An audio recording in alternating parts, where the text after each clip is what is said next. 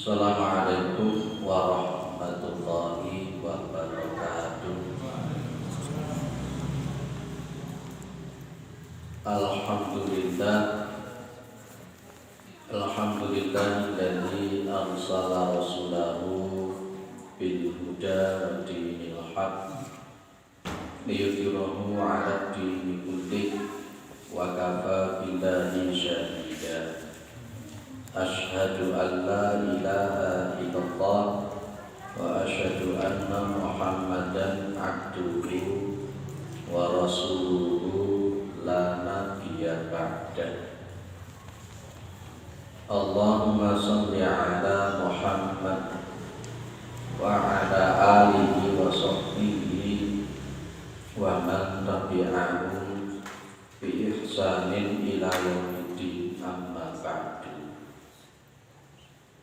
Kita bersyukur kepada Allah atas segala nikmat yang diberikan oleh Allah kepada kita semua, terutama sampai pada petang hari ini kita masih diberikan kekuatan iman dan Islam. Kita masih diberikan kesehatan serta kesempatan, sehingga kita masih bisa melaksanakan kewajiban kita sholat maghrib berjamaah, dan kita lanjutkan dengan mengkaji agama Allah Subhanahu wa Ta'ala.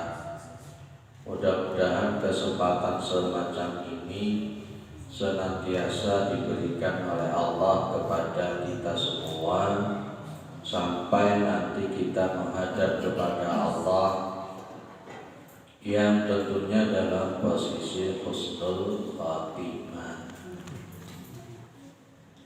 Salawat salam tetap terlimpahkan kepada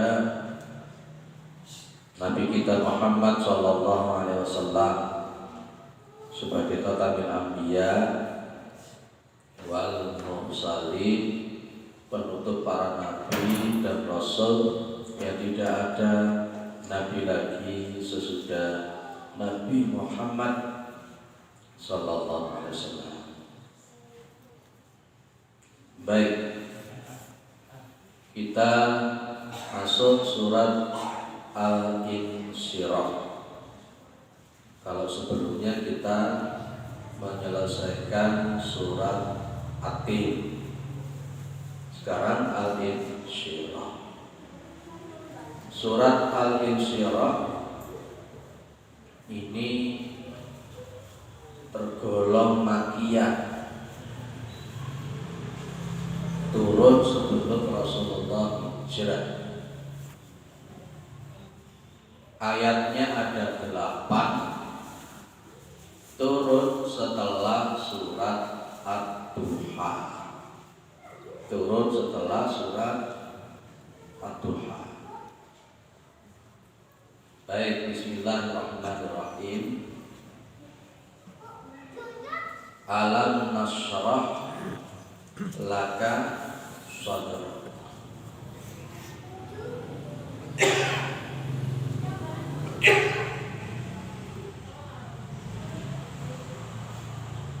Istifham, kata tanya yang ada di dalam ayat ini menunjukkan istifham takrir, pertanyaan tapi menunjukkan ketetapan. Bukan karena Allah tidak tahu, tapi sebuah pertanyaan yang menunjukkan ketetapan. Alam nasrah, bukankah kami sudah melapangkan laka bagi sira sadraka ing dodo sira? Bukankah kami ini sudah melapangkan dadamu? Itu istifham takrir yang menunjukkan bahwa memang Allah Subhanahu wa Ta'ala sudah melapangkan dada Rasulullah, yang kita sebut dengan syarhus sadri. Kenapa sih Nabi kok harus dilapangkan dadanya? Nabi Musa ketika baru diangkat jadi nabi, doa beliau adalah Rabbi shrahli sadri wa yassir li amri wahlul 'uqdatam min lisani yafqahu qawli. Nabi Musa pun juga minta dadanya dilapangkan, lapang dada atau sa'us sadri. Kita paham para nabi, para rasul itu yang dihadapi itu tidak main-main, Pak. Yang dihadapi oleh para nabi dan rasul itu tidak main-main. Dibutuhkan kesabaran, kebesaran jiwa, lapang dada. Lei orang umum dakwahi gak mlaku. Kanjeng Nabi diidoni wong, Kanjeng Nabi diantemi waktu, Kanjeng Nabi diboikot, pengikut-pengikutnya pun disiksa. Loh, engko kalau tidak lapang dada, iso-iso gak dakwah. Saya umpamanya sebagai pembanding penceramah, lek aku gak sarfu sodri, kalau saya gak lapang dada, ya orang budal itu atau bisa apa namanya udah ada patung ya kan enak main ngomah kemulan ambil dulu TV di ngopi di rokokan cedek. Tapi karena memang Allah sudah melapangkan dada, berangkat. Pemana yang berangkat subuh-subuh ada di jam 4 kurang setengah 4 bisa hujan. Baru kali subuh mari ngisi, baru hujan mana di tempat satunya lagi. Satu hari bisa 4 kali, 5 kali. Ini gak lapang dada. Ya udah kamu turun menit mari ngono lagi ceramah ono situ. Ini ceramah kuno ngomong-ngomongan. Lek kata gowo kan lapang dada syukuran muring. Lo itu loh. Makanya memang sarmus sadri untuk para nabi itu penting. Ibu bapak, itu kan bagian dari masalah kenabian. Ada umat dakwah, ada umat ijabah. Kalau umat ijabah enak kayak jenengan ngene. Wis padha salat kabeh, wis padha sepaham kabeh. Penak gawan-gawanane ning jero masjid. Tapi kalau umpamanya kita itu yang kita hadapi umatnya adalah umat model umat dakwah. Ya sing mabuk-mabukan, ya sing main, sing tidak sepaham. Wah itu lebih butuh lagi yang namanya lapang dada. Jadi kan nuturi kayak itu diaran wahabi loh. Legal lapang dada gitu. Nah jadi segala sesuatu di dalam mengarungi kehidupan syariat itu dibutuhkan lapang dada. Apalagi mendekati yaumul qiyamah seperti sekarang. Nabi sudah bilang pada al-Islamu ghariban sayaudu ghariban kama bada'a. Islam itu diawali dari sesuatu yang aneh, dianggap asing, dan nanti Islam pun akan kembali dianggap aneh, dianggap asing. Wah jenengan mengikuti Al-Quran dan Sunnah, wah dianggap aneh. Jenggotan radikal, isbal, non isbal, wahabi. Bahkan tadi jamaah saya bilang aslinya dari Blitar. Pak di Blitar itu kalau pakai garis panjang kayak Pak Arif itu sudah langsung dijauhi, Pak. Dianggap radikal, wahabi. Di sana nggak dulu. Suatu saat kalau saya ceramah ke sana coba nanggapi dulu kira-kira orang. Nah itu kalau kita tidak apa ada itu ya lupa.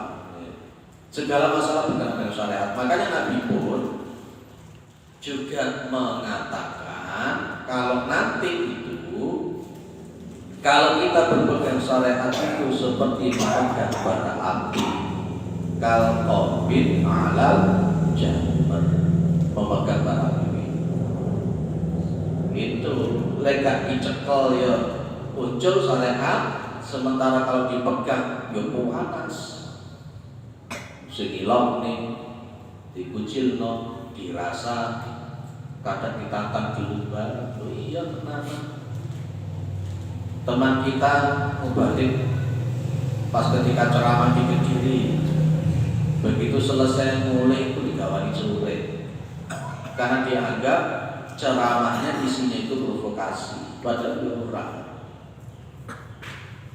Bagi Nabi Rasul terutama yang ulul azmi semua itu biasa. Apalagi dengan hidup di lingkungan yang tidak sepaham dengan jenengan. Nah, itulah dibutuhkan sarhus sadri, lapang dada. Dalam skala kehidupan selain dalam dunia dakwah, manusia pun secara umum butuh namanya lapang dada. Jebarat ini karena setiap orang pasti berhadapan dengan masalah. Ada tidak di sini yang tidak menghadapi masalah? Ayo sopo. Ya, semakin kuat orang itu beriman, itu oleh Allah akan diberikan ujian semakin berat. Dan setiap kita ini pasti berhadapan dengan masalah. Lagi kita ini tidak punya sarhus sadri, bendino dihadapkan dengan masalah, wah, tidak karu-karu. Bisa mobil potas bareng. Ya benar ya Pak, bisa motong bareng. Jadi itulah diantara pentingnya sarhus sadri. Rasulullah itu sebelum dakwah di lapang dada, di jembat mati, di disik. Jenengan kalau pengen niat jadi mubalik jembar hati disik. Karena memang nanti kalau jadi mubalik bisa neraka disik. Loh bener itu. Nah, 50 nama la taf'alun kabura maqtan indallahi an taqulu ma la taf'alun. Kadang-kala kanthi isi pengajian diusir gak oleh. Itu secara gratis. Bapak Ibu yang dimuliakan oleh Allah Subhanahu wa taala. Jenengan untuk bisa taat itu pun juga butuh jebarati. Jenengan itu untuk bisa taat sama Allah melakukan syariat itu juga butuh lapang dada. Butuh lapang dada. Saya sampaikan hukum-hukum dan kita hubungkan dengan jembarati atau lapang dada. Hukum itu kan ada 3 ya Pak, masih ingat ya Pak? Ya, hukum itu ada 3. Ada hukum yang kita sebut dengan al-ahkamu asyariyah, atau kita sering singkat dengan hukum syar'i. Yang kedua ada yang namanya hukum qadari, atau kita sebut dengan al-ahkam al-qadariyah. Dan kemudian yang ketiga ada yang namanya al-ahkam al-jazaiyah. Kita bahas satu persatu, walaupun dulu pernah saya sampaikan. Tapi karena saya yakin dia sudah lupa, makanya tak ulangi meneh. Wong sing nyatet kadang yo lali, apa maneh sing gak nyatet. Apa maneh sing kene ngomong kono melok ngomong. Pas kene ceramah baru watu-watu terus konsentrasinya nang watu iki bisa. Baik, ada al-ahkam asyariyah. Al-ahkam asyariyah itu hukum-hukum yang berkenaan dengan syariat Pak. Halal, haram, mubah, makruh, sunnah. Itu adalah merupakan hukum asyariyah. Jenengan kalau tidak ada lapak dan tidak mungkin jenengan gelem sholat. Betul ya Pak ya? Setan itu luar biasa Pak. Setan itu makhluk yang cerdas, yang pintar, pengalamannya jauh melebihi pengalaman manusia. Karena hidup sejak zaman Nabi Adam sampai hari ini gak mati-mati. Itu berarti namanya iblis itu, setan itu paham jeluani manusia. Karakternya manusia sejak karakternya Nabi Adam dulu sampai hari ini hafal. Makanya daerah kalau dari setiap 1000 orang itu yang masuk neraka itu 999 orang. Min kulli alfin tis'umi'ah tis'awa tis'ina.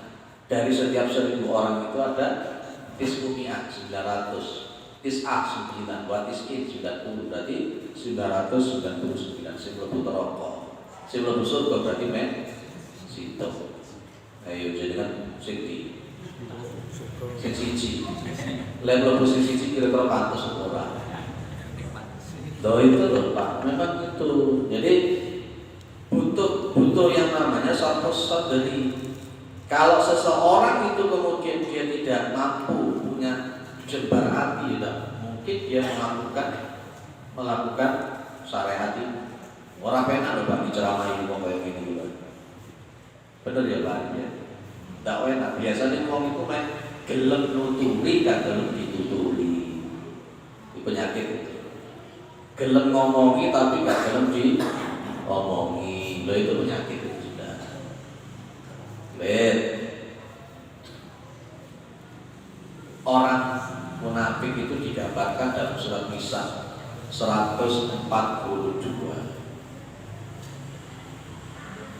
Wa idza qamu ila sholati qamu kusala. Orang-orang munafik itu apabila mereka mau melakukan sholat qamu kusala. Mereka itu malas kalau sholat. Yura'unan nasa, mereka itu riya kepada manusia. Orang munafik menurut Al-Nisa 142, orang munafik itu lek didelok wong sregep ibadahe, tapi lek gak didelok wong waras-warasen. Maka disebutkan oleh Allah, mereka itu wala yaqulunallaha illa qalila. Karena mereka melakukan ibadah itu ada maunya. Ayo, ojo sampai jenengan rene ngaji karena ada maunya. Apa maneh golek konsumsi. Konsumsinya apa saiki ya? Oh, boleh. Iya, Bu, boleh. Kapan-kapan boleh kan sate. Tasakurannya Pak Arif. Siap. Kawan ngomong siap kawan. Baik. Lah, kalau orang itu tidak sama sodri, yo wabut Pak lakon sholat. Apa maneh sholat tahajud. Oh kabeh padha turu kabeh tangi bengi-bengi sholat sendirian. Iku kalau gak lapang ada yo ora budak. Tangine lek ono piala dunia. Lek ono piala dunia gak bangun. Tapi lek kayak delok bal-balan Arema, weh berangkat akhirnya mati. Sopo iki sing delok untuk gak mati sampean. Untuk boleh disir. Baik.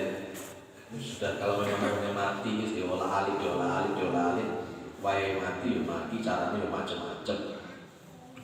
Sing enak ku mati dalam posisi ibadah. Tapi lek pas posisi mati delok bal-balan ngono ya, Bro. Sholat dulu hilang, sholat asar mungkin hilang, gak sholat. Menurutku baru mati ini piye? Kadang fanatisnya ke Arema, padahal iya karena butuh, iya karena stadinya kepada Allah. Pas ketika kalah baru nah, saya tidak menjustifikasi dan sebagainya, kita urusannya Allah. Cuma saya hanya berdakwah sing hati-hati. Bolehlah kita suka kepada sesuatu, tapi harus sampai meninggalkan akidah, jangan sampai meninggalkan syariat. Tuh itu aja. Seneng Arema ngomong, tapi harus sampai Arema jadi Tuhan. Apalagi menyalahi syariat, meninggalkan sholat zuhur, meninggalkan sholat asar. Kok dong-dongnya pas mati mau jadi orang sing umur 19 tahun jadi mati, turun rapi. Ya, baik. Ada namanya hukum qadari. Hukum qadari itu hukum-hukum yang berkenaan dengan masalah nasib, takdir. Orang itu kalau dia tidak ada lapang dada satu sektriwe menghadapi musibah dan semacam itu tidak mungkin bisa kuat, Pak. Itu tadi saya katakan bisa mengambil potas barang, bisa bunuh diri barang. Itu namanya hukum qadari. Ada orang itu yang dia diuji oleh Allah dengan perintah dan larangan lolos sholat mati, yang haram ditinggalkan jalan. Tapi begitu dia itu diuji oleh Allah dengan musibah, banyak yang gak lolos. Banyak dudel, misu-misu, emosional, suudon sama Gusti Allah. Itu kan kurang ajar kalau suudon sama Gusti Allah. Padahal ya wali-wali zaman itu ya Gusti Allah sing ngatur. Ketika Allah itu kasih ide wayang itu sekarang beda langit. Allah mau ngasih musibah atau apa itu kan urusan Gusti Allah. Lagi-lala kita ini dikasih musibah kok murid-murid, ya lucu kan? Yang jadi Tuhan itu kan ya Allah, bukan kita. Kita dikasih musibah oleh Allah, dikasih ujian sama Allah itu kalau usah murid-murid. Lah kate murid-murid nang sapa? Murid-murid nang Gusti Allah. Lah kok kurang ajar. Nah, itulah dibutuhkan namanya sarhus sadari, lapang dada. Ada juga namanya hukum al-ahkam al-jazaiyah.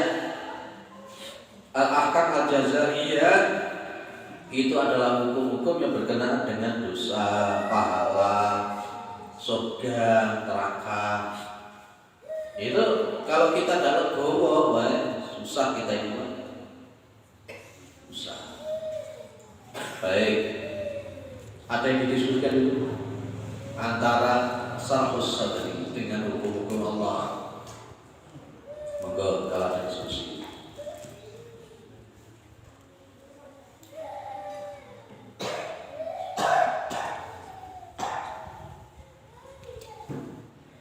Gak ada? Monggo. Tentang lapang dada, Rasul aja diberikan oleh Allah Subhanahu Wa Taala agar bisa bagaimana dengan kita untuk bisa mendapatkan yaitu lapang dada. Sedangkan Rasulullah memang sedangkan kita sendiri bagaimana? Semua manusia itu tidak bisa melapangkan dadanya sendiri dan sok. Ya, wong Nabi Muhammad saja dilapangkan dadanya. Nabi Musa saja minta dilapangkan dadanya. Apalagi kita. Ya, jadi semua makhluk itu butuh kepada Allah. Masalah lapang dada itu bukan kita yang melapangkan dada kita. Bukan. Kita ini hanya berupaya supaya Allah memberikan kelapangan dada kepada kita. Sebenarnya yang perlu ditanyakan itu adalah bagaimana caranya supaya Allah melapangkan dada kita. Itu yang paling penting. Bagaimana supaya Allah itu melapangkan dada kita? Jembarno atine awake dhewe itu Allah, supaya Allah menjembarkan hati kita itu gimana? Itu yang paling penting sebenarnya. Jenengan ya pokoknya dari kepala sekolah, belajar orang terjembar hati ini ngadepi guru sih macam-macam itu gak tahu. apalagi dari guru ngadepi murid-murid, ngadepi bojone dhewe ya udah gak jebarati. Lah piye sing wedok iku meten-meten nyapu-nyapu ngepel-ngepel sing lanang jika ya. Bu, ya apa boleh itu? Diceluki Mas, kan waekan dadak main game-game. Lah ngadepi bojo wong lanang itu piye? Lah itu sabar itu efek daripada jembar hati. Kalau orang itu hatinya belum dijembarkan, tidak mungkin bisa sabar. Nah, caranya gimana? Yang pertama, minta sama Allah. Di antara doa yang maksud itu Rabbi shrah li sadri wa yassir li amri wahlul 'uqdatam min lisani yafqahu qawli. Itu satu. Yang kedua, jenengan harus belajar tauhid yang baik. Belajar tauhid yang baik. Jenengan bisa lihat 13 tahun yang dilakukan oleh Kanjeng Nabi kepada para sahabat adalah pembelajaran tauhid. Dan kita bisa paham, kita bisa melihat para sahabat itu militansinya itu gimana. Bilal ditelanjangi, dadanya dikasih batu, dia minta untuk murtad disiksa habis-habisan karena tauhid ini kuat. Ketika kita belajar tauhid dengan baik, terutama kemudian mencapai anak-anak pembelajaran mengenal afalnya Allah, maka insya Allah Allah akan menjembatkan hati kita. Ya termasuk kita paham dengan Allah, bahwa Allah itu Malik, Allah itu Al-Muqtadir, gitu ya. Ketika kita paham, oh ternyata Allah itu Al-Muqtadir. Al-Muqtadir itu berarti kalamul qudrah, kamilul qudrah. Segala sesuatu itu yang menentukan ya Allah. Dan itu kemudian ada roh, ada maqasid, ada hikmah di balik itu. Nah, itu insyaallah kalau sudah semacam itu sarfu sodri itu bagus. Maka saya katakan belajar tauhid itu urgen, apalagi zaman sekarang. Dahulukan tauhid. Ini doa belajar tauhid berarti mencapai apa namanya? Ilmu. Kemudian yang ketiga, kita selalu mencari satu salihin, duduk dengan orang-orang yang soleh, yang mereka sudah punya pengalaman di dalam masalah kesabaran dan jembar hati. Insya Allah kita akan ketularan di situ. Mulai dengan belajar tauhid. Malah nungguin kalau uang sing begini murid-murid, susu melok-melok murid-murid ya. Mencari satu salihin itu penting. Tapi jenengan itu emosian, baru duduk dengan seorang ulama yang sabar, lama-lama jenengan ya bisa belajar sabar. Itu tiga hal. Tapi yang paling penting nomor pertama tadi, minta sama Allah. Karena Allah itu yang qalibal qulub tapi qalbi hati, yang membolak-balik hati itu ya Allah, menjebarkan hatinya kepada Allah. Lihat ya Pak. Nah sekarang muncul pertanyaan, tandanya orang itu kalau sudah jembar hati ini apa? Oh, itu mari muncul lagi. Orang kalau sudah hati ini wis jembar itu piye? Tondo-tondone mulai jembar hati ini piye? Tadi sudah saya bilang, efek daripada jembar hati itu wong iku sabar. Sabar terhadap syariat, sabar terhadap hukum-hukum takdir, nasib dan seterusnya. Itu jawaban saya begitu. Ada yang lain?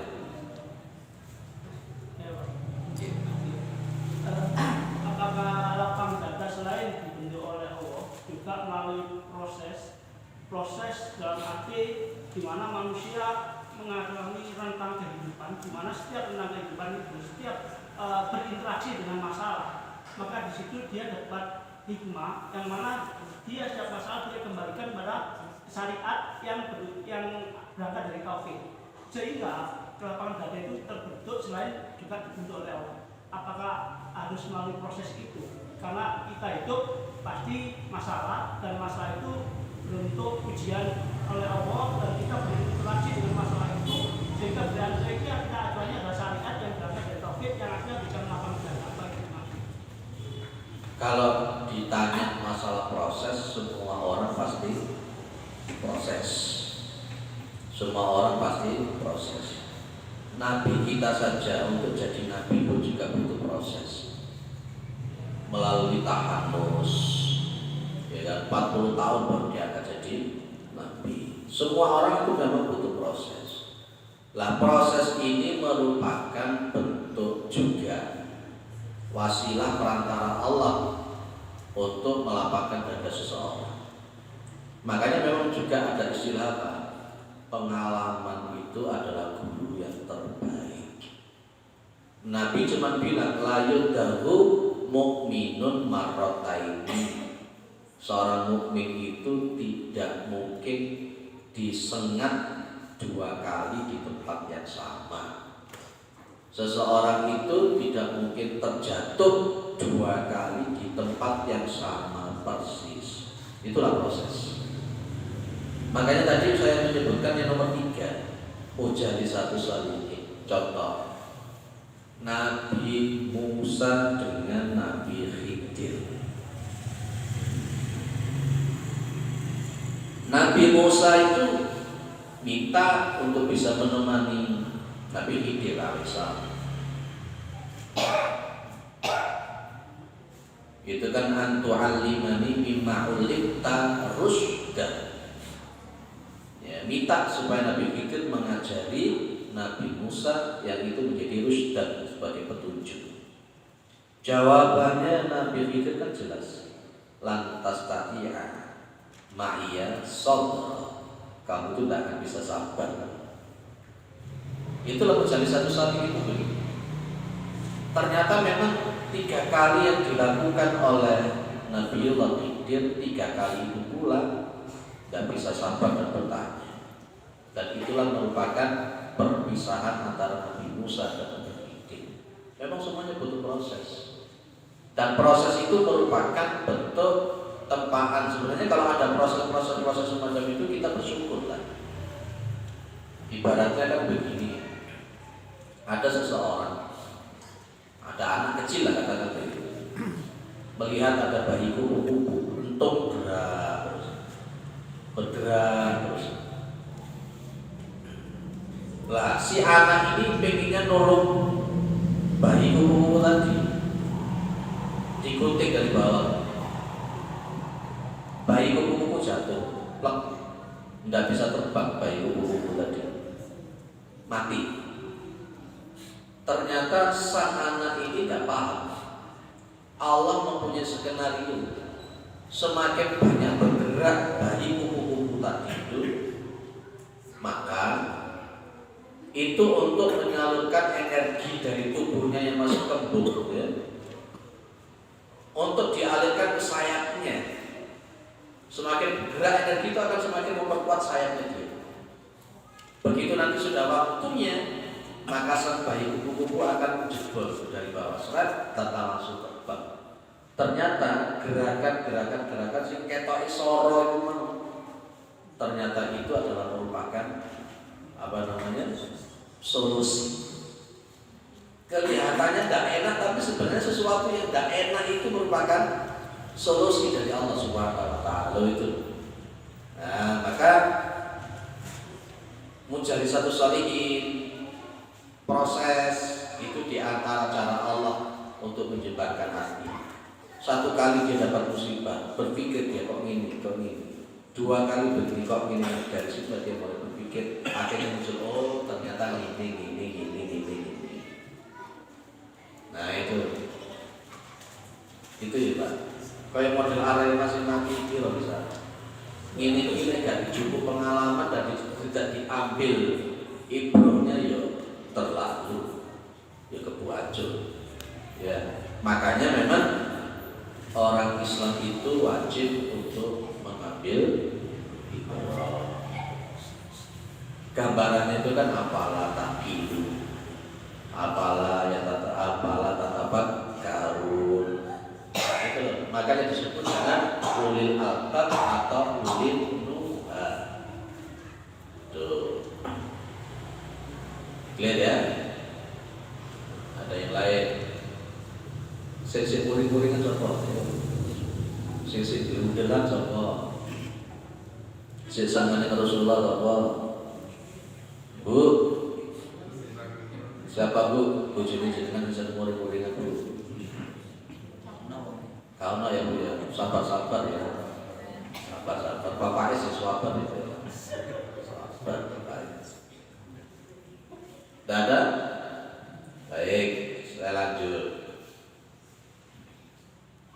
Namanya nafsu itu selalu mengajak yang tidak benar. Nafsu itu selalu mengajak kepada hal yang bertentangan dengan syariat. Makanya kalau tidak ada jembar hati, maka orang tidak akan sanggup untuk melawan nafsu. Tidak enak loh Pak. Jadi memang surga itu diliputi oleh kesenangan-kesenangan yang luar biasa. Kok kesenangan? Kuali ya. Surga itu diliputi oleh sesuatu yang tidak mengenakan. Sementara neraka itu diliputi oleh sesuatu yang mengenakan. Milih singgi sampai mengenakan, tapi sebenarnya itu pintunya adalah pintu neraka. Tidak mengenakan, tapi sebenarnya itu adalah surga. Ya itulah nafsu. Nabi Yusuf itu senang sama Zulaikha. Wah, Zulaikha itu jadi wahyu. Walaupun mungkin dari sisi usianya berbeda. Nabi Yusuf itu diasuh oleh Zulaikha. Tapi ini luar biasa. Yusuf diasuh. Zulaikha itu jatuh cinta luar biasa. Tidak hanya jatuh cinta, ada nafsu di sana. Makanya di situ pakai kalimat sadofa. Sadofa itu yaitu cinta mentok yang dibagi.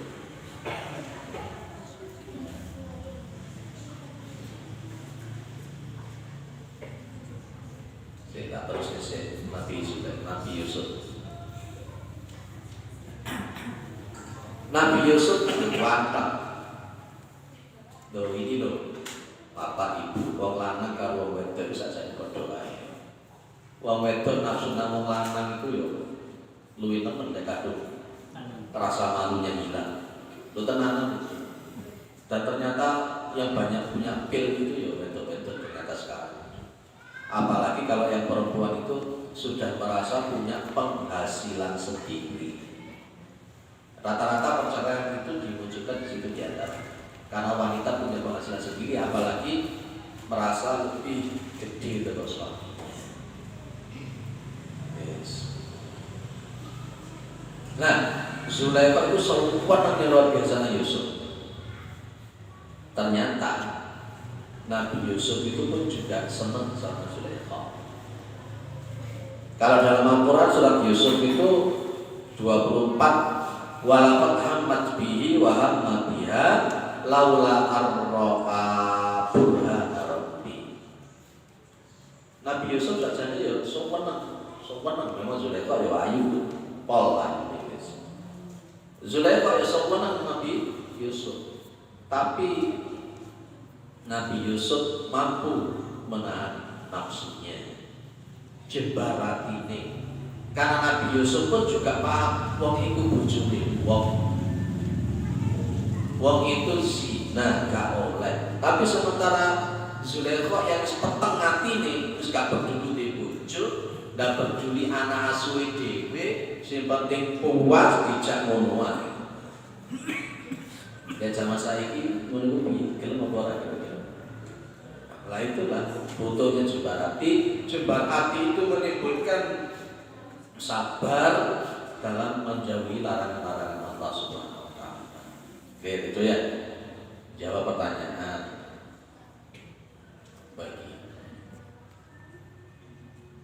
bagaimana sikap kami menghadapi anak kami yang menemukan uang di jalan sebesar 5.000, 10.000. Kok kata saya? Selama ini kami menyuruh untuk dimasukkan ke kotak amal manji. Yang kami khawatirkan kalau anak kami tidak cerita pada kami, terus dia pakai buat beli jajan. Itu namanya lukotoh. Lukotoh itu barang temuan. Pada dasarnya lukotoh itu bukan hak kita. Lukotoh nanti itu ada model-model. Ada lukotoh yang memang dia adalah barang yang awet, dan ada lukotoh yang barangnya cepat rusak. Sebenarnya menurut syariat, lukotoh itu harus diumumkan dengan cara tidak menyebutkan sifat-sifatnya secara detail. Dengan adanya diumumkan itu, nanti orang itu mencari dan dia tinggal ditanya. Pas ketika dia ditanya ternyata benar sesuai dengan ciri-ciri, maka baru diberikan.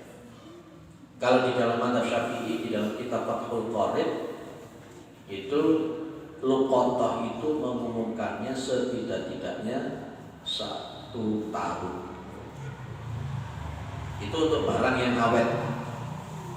Ya, bagaimana konteksnya nanti barang awet tapi hidup? Kan ya kudu neragati apa mana penjara. Ya keimanan barang. Ya tetap di keimanan kok, begitu nanti ada orang yang datang bisa meminta ganti perawatan. Kalau menemukan uang 10.000, 5.000, ini gimana cara mengumumkan? Sementara menemukannya di jalan-jalan semacam ini. Duitnya mau 5.000, 10.000. Mau diumumkan di Facebook, barang siapa kehilangan uang, tapi tidak boleh menyebutkan nominal. Silakan menghubungi ini. Nah, Pak, duit 10.000 segini habis.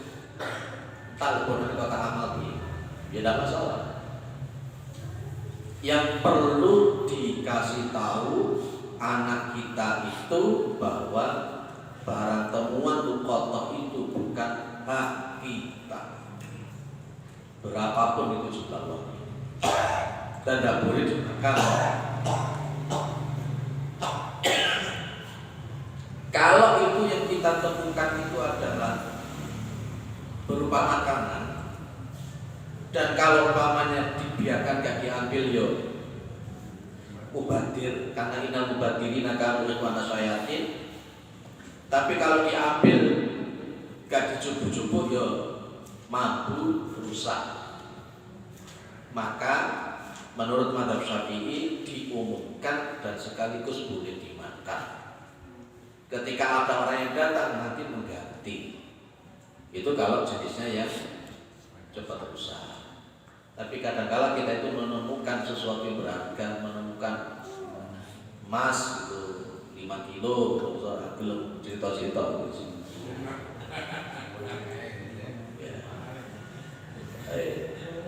Itu ya jawaban saya. Ada yang lain? Kurang berapa menit? 5 menit. Ya sudah, berarti semari. Mudah-mudahan bermanfaat. Mudah-mudahan kita ini dapat jebar, hati kita dijebarkan oleh Allah, sampai nanti kita menghadap kepada Allah lapang dada, terus kita menjalankan istiqomah, menjalankan syariat Allah Subhanahu wa taala. Tiap hari dengan baca Rabbis shrahli sadri wa yassirli amri wahlul 'uqdatam min lisani yafqahu qawli. Itu ya, mudah-mudahan bermanfaat. Subhanakallahumma wa bihamdika asyhadu an la ilaha illa anta astaghfiruka wa atubu ilaik. Assalamualaikum